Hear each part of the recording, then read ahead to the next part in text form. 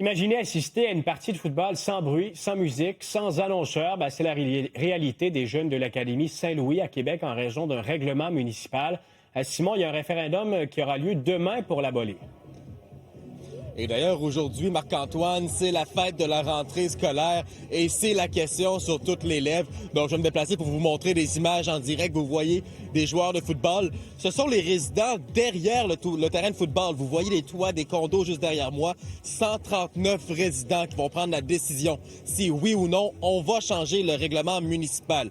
Vous l'avez dit d'entrée de jeu, pour l'instant, c'est interdit pour les estrades, pour les spectateurs de l'Académie Saint-Louis de faire essentiellement du bruit, donc avoir de la musique en annonceur maison, comme vous l'avez dit, en raison du règlement municipal.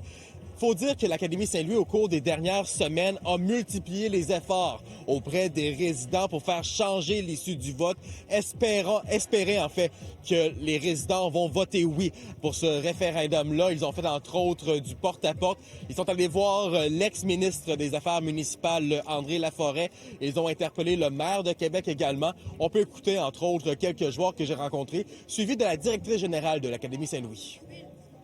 Bien, c'est sûr que le bruit, ça motive les joueurs, ça apporte une intensité qu'on n'a pas quand il n'y a pas de bruit. Selon moi, c'est leur droit de vouloir être contre ça. En fait, c'est sûr que, tu sais, si, mettons, t'as du monde qui t'encourage puis qui est tout le temps derrière toi, ça te remonte le moral. Tu sais, si, mettons, t'es en train de perdre beaucoup puis t'entends que la foule est avec toi, ça t'encourage. Il y a de nombreux efforts qui ont été mis pour tenter de gagner ce référendum-là.